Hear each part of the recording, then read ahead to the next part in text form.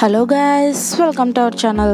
இன்னைக்கு நம்ம சேனல்ல சேமியா பாயாசம் வீட்லயே இருக்க ஈஸியான பொருள் எல்லாம் வச்சு எப்படி செய்யலாம்னு பார்க்கலாம். இதுக்கு நான் 2 கப் சேமியா எடுத்துர்க்கேங்க. வேல் சேமியா தான் நான் யூஸ் பண்ணிருக்கேன். உங்களுக்கு என்ன பிராண்ட் இருக்கோ நீங்க அதை யூஸ் பண்ணிக்கோங்க. சோ நான் ஃபர்ஸ்ட் ஒரு pan எடுத்துர்க்கேன். அது ஹீட் ஆனதுக்கு அப்புறமா 2 டேபிள்ஸ்பூன் கீ ஆட் பண்ணிருக்கேங்க. கீ ஹீட் ஆனதுக்கு அப்புறமா எடுத்து வச்சிருக்க திராட்சையை லைட்டாக கீல ரோஸ்ட் பண்ணிக்கலாம். அதை ரோஸ்ட் பண்ணிவிட்டு அதை எடுத்ததுக்கு அப்புறமா நான் முந்திரி எடுத்துருக்கேங்க ஒரு பவுலில், அதையும் ஆட் பண்ணிக்கலாம். அதை ஆட் பண்ணி அதே கீல நீங்கள் லைட்டாக மிக்ஸ் பண்ணி அதையும் ரோஸ்ட் பண்ணி எடுத்துருங்க. அதையும் எடுத்துட்டு ஒரு பவுலில் வச்சுருங்க.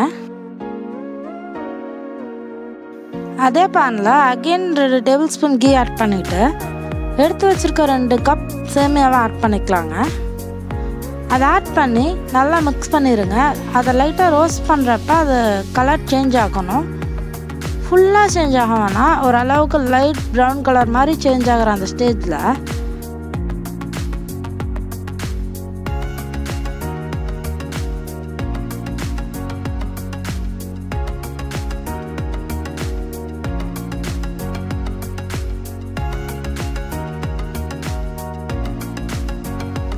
பாருங்க. இப்போ இது வந்து ஓரளவுக்கு கலர் நல்லா சேஞ்ச் ஆகிருக்கு.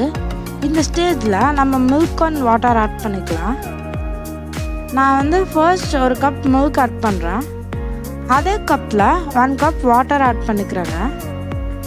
ஆட் பண்ணிவிட்டு இதை சேமியாவெல்லாம் நல்லா மிக்ஸ் பண்ணி விட்டுடலாம். மிக்ஸ் பண்ணதுக்கப்புறமா அகெயின் நான் ஒரு கப் மில்க் ஆட் பண்ணிக்கிறேன். ஆட் பண்ணிவிட்டு இதை நல்லா மிக்ஸ் பண்ணி விட்டுட்டு கொஞ்ச நேரம் இது வேகட்டுங்க. நீங்கள் மில்க் வந்து ஜாஸ்தியாக ஆட் பண்ணி இதை நல்லா சுண்டுறது தான்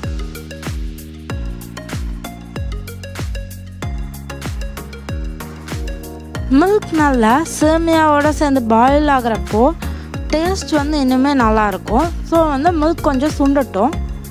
அதே டைமில் இதுவும் வெந்துடும் நல்லா. பாருங்கள், இப்போ இது நல்லா வெந்துருச்சு. மில்க்கும் வந்து நல்லா சுண்டிருச்சு, கொஞ்சமாக தான் இருக்குது.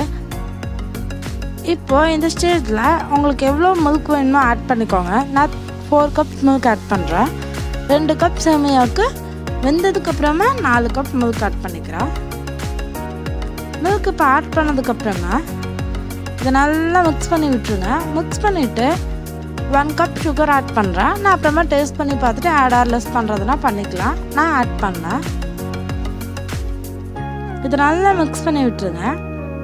மிக்ஸ் பண்ணி விட்டுட்டு இது நல்லா கொதிக்கட்டும். இந்த சேமியாவை பொறுத்த வரைக்கும் நல்லா கொதிக்கணுங்க. அப்போ தான் இந்த பாயாசம் நல்லா டேஸ்டாக இருக்கும்.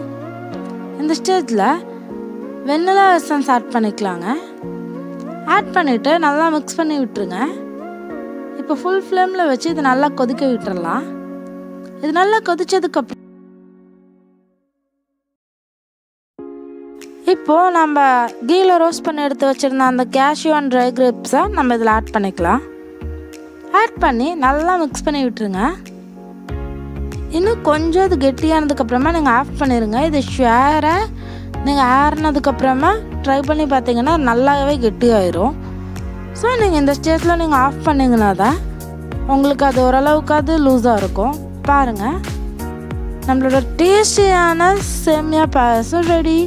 சப்போஸ் இது உங்களுக்கு கெட்டி ஆயிடுச்சுன்னா லைட்டாக ஹாட் மில்க் ஆட் பண்ணிவிட்டு இதை ஹீட் பண்ணிக்கோங்க. அந்த டைமில் வந்து இது கரெக்டாக ஆயிரும்.